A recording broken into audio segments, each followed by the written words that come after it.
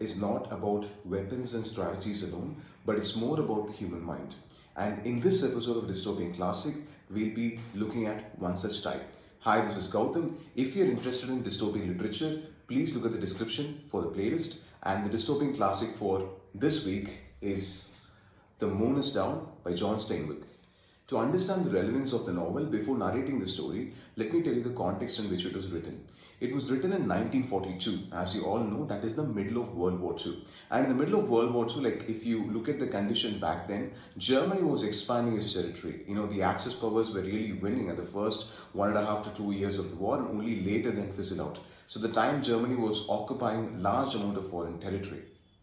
Thus, the novel, which is written by John Steinbeck, is set in such backdrop where we assume that there is an imaginary town, and this imaginary town is occupied by some forces. Again, he does not use any nationality whatsoever, but you can pretty much come to the conclusion it is about Germans going and occupying a new town. Capturing the town was not difficult for the foreign troops because they had their own men on the other side. They were spies operating, so it was much easier for them. But the story deals about the circumstances which the occupying forces had to deal with rather than the insiders itself.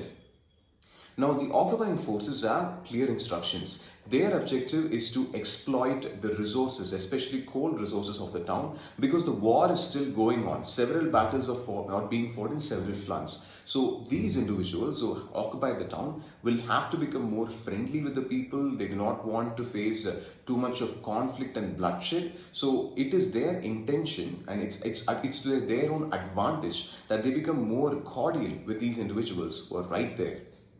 But things take a different turn when one of the coal mine workers, assaults an officer, and without any option, that individual had to be publicly executed. Once the public execution is done, that is when conditions become more and more hostile, that even though the occupying forces are not attacked directly by the people, you get a sense of alienation in the same area which they occupied much more comfortably.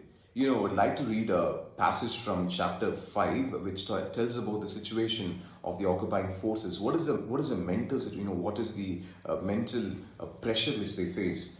So the passage kind of goes like this. Now, it was the conqueror who was surrounded, the men of the battalion alone among silent enemies, and no man might relax his guard even for a moment. If he did, he disappeared, and some snowdrift received his body. If he went alone to a woman, he disappeared, and some snowdrift received his body. If he drank, he disappeared.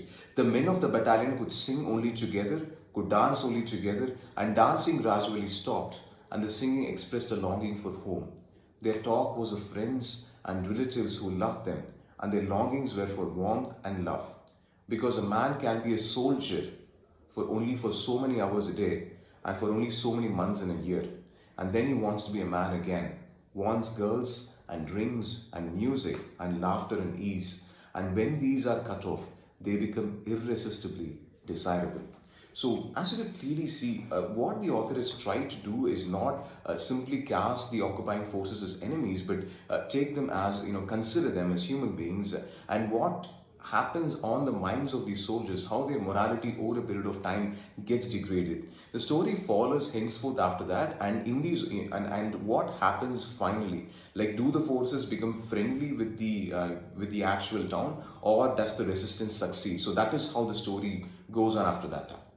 As you all know, John Steinbeck is known for his classic Grapes of Wrath. But point is, when this novel was released, it kind of bipolarized the reviewers. This one group of reviewers felt that John Steinbeck had given more of a humane touch to these occupying forces, and trying to understand them as the same human beings, and they were just humans, humans just like all of us, who were carrying very strong orders. That it is not acceptable. That is what they actually said. Well, what they did was clearly wrong, and if they were going against their own morality and trying to occupy new regions and become more aggressive, then they should have actually fought against, or maybe they should have put up their own voices against Hitler. But the point to be noted is, what is more important to the novel is that what the author tries to explore is that there is a limit to what an individual can do if you're a soldier and if you're just operating under the instructions which are given from the top. To what extent can you actually retaliate, or to what extent can you refuse? So that is one part of discussion. We have an afterword where the issue is clearly discussed, but at the end of the day, what the author has achieved is to state that to really get into the psychology of the soldiers and to really paint that they're just normal human beings. And maybe during the course of their actions, even if they realize that the course of action is wrong, there is not much they can do about it. So that's it for today's dystopian classic. If you're interested in further dystopian classics, I recommend again that you look at the description. So if you like the video, do like, comment and subscribe. The next dystopian classic will be the last of the series. Meet you with that. Until then, bye for now.